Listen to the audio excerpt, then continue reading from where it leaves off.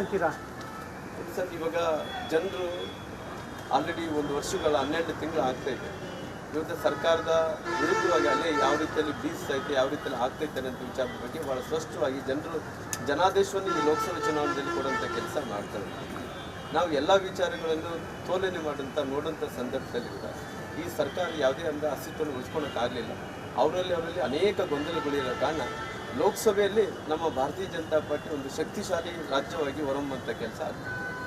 Sir, ಈಗ Ballari MB. Patil ಅವರು ಹೇಳಿದ್ರು ಸುದ್ದಿಗೋಷ್ಠಿಯಲ್ಲಿ, ಬಳ್ಳಾರಿ ಲೂಟಿ ಹೊಡೆದವ್ರ ಕೈಗೆ ನಾವು ಪಕ್ಷನ ಗೆಲ್ಸಕ್ಕೆ ಬಿಡೋದಿಲ್ಲ, ಅವ್ರನ್ನ ಮನೆಗೆ ಕಳ್ಸಕ್ಕೆ ಕಳಿಸ್ತೀವಿ. ಫಸ್ಟ್ ಅವರು ರಾಹುಲ್ ಗಾಂಧಿ ಅವ್ರನ್ನ ಮನೆಗೆ ಕಳಿಸಂತ ಹೇಳ್ತೀವಿ. ಆಮೇಲೆ ಶಿವಕುಮಾರ್ ಅವರು ಇದ್ದಾರೆ ಉಪಮುಖ್ಯಮಂತ್ರಿಗಳು, ಅವ್ರನ್ನ ಮನೆಗೆ ಕಳ್ಸೋಕ್ಕೆ ಹೇಳ್ತೀವಿ. ಅವರಲ್ಲಿ ಕಾಂಗ್ರೆಸ್ಸಲ್ಲಿ ಇದ್ದಂಥ ಅರ್ಧ ಡಜನ್ ನಾಯಕರು ಎಲ್ಲ ಕೇಸಲ್ಲೇ ಇದ್ದಾರೆ. ಕೇಸಲ್ಲಿ ಇದ್ದಂಥವ್ರು ಎಲ್ಲರೂ ಕೂಡ ಆರೋಪಣೆ ಆಗೋಕ್ಕಾಗಲ್ಲ. ಆರೋಪಣೆ ಆಗಿಲ್ಲ ಕನ್ಸಿಡರ್ ಮಾಡೋಕ್ಕಾಗಲ್ಲ. ಕೋರ್ಟ್ ಇದೆ, ಕೋರ್ಟಲ್ಲಿ ನಡೀತಾ ಇದ್ದಾವೆ. ಕೆಲವೊಂದು ಸಾರಿ ಈ ಸಂದರ್ಭದಲ್ಲಿ ಯಾವುದೋ ರಾಜಕೀಯವಾಗಿ ಮಾತಾಡಬೇಕಂದ್ರೆ ಮಾತಾಡಿದರೆ ಇವತ್ತು ಅವ್ರ ಮೇಲೆ ಎಷ್ಟು ಮಂದಿ ಮೇಲೆ ಕೇಸ್ಗಳಿಲ್ಲ. ರಾಹುಲ್ ಗಾಂಧಿ ಮೇಲೆ ಇದೆ, ಸೋನಿಯಾ ಗಾಂಧಿ ಮೇಲೆ ಇದೆ, ಡಿ ಕೆ ಶಿವಕುಮಾರ್ ಇಲ್ಲ. ಅವರಲ್ಲಿದ್ದಂಥ ಎಲ್ಲ ಸರ್ಕಾರದಲ್ಲಿದ್ದಂಥ ಅರ್ಧ ಡಜನ್ ಮಂತ್ರಿಗಳ ಮೇಲೆ ಕೂಡ ಕೇಸಸ್ ಇದ್ದಾವೆ. ಕೇಂದ್ರದ ನಾಯಕರ ಮೇಲೆ ಕೂಡ ಕೇಸಸ್ ಇದ್ದಾವೆ. ಅಲ್ಲಿ ಯಾವತ್ತು ಕೋರ್ಟಲ್ಲಿ ಆರೋಪಿ ಅಂತೇಳಿ ಸಾಬೀತಾದಂಥ ಅವ್ರಿಗೆ ಆರೋಪಿ ಅಂತೇಳಿ ನಾವು ಕನ್ಸಿಡರ್ ಮಾಡ್ಬೋದಲ್ಲ. ಅಲ್ಲಿ ತನಕ ಮಾಡೋಕ್ಕಾಗಲ್ಲ. ವಿಷಯವನ್ನು ಲೂಟಿ ಮಾಡಿದ್ದು ಕಾಂಗ್ರೆಸ್. ಕಂಪ್ಲೀಟ್ ಆಗಿದೆ. ಒಂದು ಕಾಲದಲ್ಲಿ ಜನಾರ್ದನ್ ರೆಡ್ಡಿ ಬಿಜೆಪಿ ಪಕ್ಷಕ್ಕೆ ಸಂಬಂಧ ಇಲ್ಲ ಅಂತ ಅಮಿತ್ ಶಾ ಅವರು ಸ್ಟೇಟ್ಮೆಂಟ್ ಕೊಟ್ಟಿದ್ದು, ಮತ್ತು ಅದೇ ಅಮಿತ್ ಶಾ ಅವರು ಇದು ಈ ಭಾಗದಲ್ಲಿ ನಿಮಗೆ ವರ್ಕೌಟ್ ಆಗುತ್ತೆ. ಜನಾರ್ದನ್ ರೆಡ್ಡಿ ಅವರು ನಮ್ಮ ಶಕ್ತಿ. ಜನಾರ್ದನ್ ರೆಡ್ಡಿ ಅವರು 1999 ಈ ಭಾಗದಲ್ಲಿ ಎಲ್ಲರೂ ಸೇರಿ ಒಟ್ಟಾರೆ ಸೇರಿ ಒಗ್ಗಟ್ಟಿನಿಂದ ಪಾರ್ಟಿ ಕಟ್ಟಿದ್ವಿ. ಬೇರೆ ಬೇರೆ ಕಾರಣಗಳಿಂದ ಪಾರ್ಟಿಯಿಂದ ಹೊರಗಡೆ ಹೋಗಿದ್ದರು. ಇವತ್ತು ಪುನಃ ಪಾರ್ಟಿಗೆ ಬಂದಿದ್ದಾರೆ, ಸೇರಿದ್ದಾರೆ. ನಾವೆಲ್ಲರೂ ಕೂಡ ಒಗ್ಗಟ್ಟಾಗಿದ್ದೀವಿ.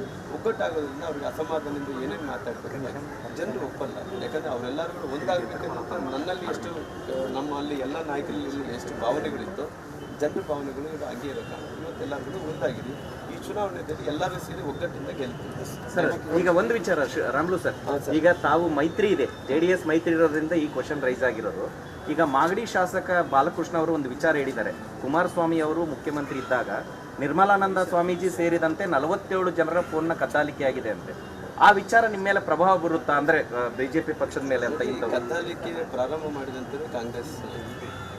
ಯಾವತ್ತು ಆವತ್ತಿನ ಮನಮೋಹನ್ ಸಿಂಗ್ ಅವರು ಪ್ರಧಾನಮಂತ್ರಿಗಳಿದ್ದಂಥ ಟೈಮಲ್ಲಿ ಅವತ್ತಿನ ಅನೇಕ ಮಂದಿ ನಾಯಕರ ಮೇಲೆ ಯಾವತ್ತು ಭಾಳಷ್ಟು ಮಂದಿಗೆ, ಅಂದರೆ ಯಾರು ಹೆಸರು ಹೇಳಬೇಕಂದ್ರೆ ಭಾಳಷ್ಟು ಮಂದಿ ನಾಯಕರನ್ನು ಫೋನ್ ಕದ್ದಾಲಿಕೆಯನ್ನು ಪ್ರಾರಂಭ ಮಾಡಿದ್ದು ಕಾಂಗ್ರೆಸ್ ಸರ್ಕಾರ.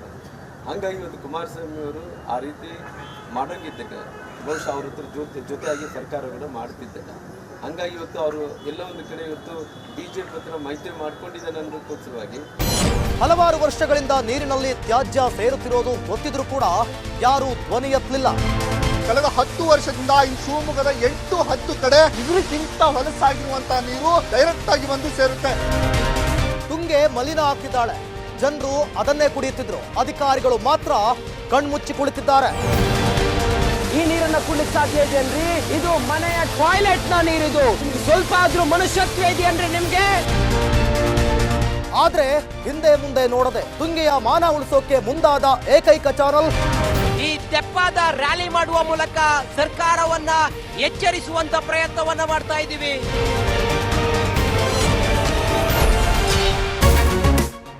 ರಿಪಬ್ಲಿಕ್ ವರ್ಲ್ಡ್ ಆಪ್ ಇದು ಕೇವಲ ಅಪ್ಲಿಕೇಶನ್ ಅಲ್ಲ, ಸಮಗ್ರ ಸುದ್ದಿಗಳ ಸಂಪರ್ಕ ಮಾರ್ಗಕ್ಕೆ ಕ್ರಾಂತಿಕಾರಿ ಬದಲಾವಣೆ.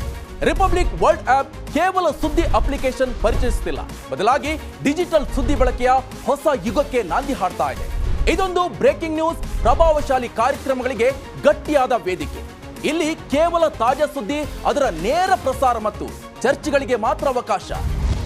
ರಿಪಬ್ಲಿಕ್ ವರ್ಲ್ಡ್ ಆಪ್ ಡೌನ್ಲೋಡ್ ಮಾಡಿ ಗೂಗಲ್ ಪ್ಲೇಸ್ಟೋರ್ ಹಾಗೂ ಆಪಲ್ ಆಪ್ ಸ್ಟೋರ್ನಲ್ಲಿ ಲಭ್ಯವಿದೆ.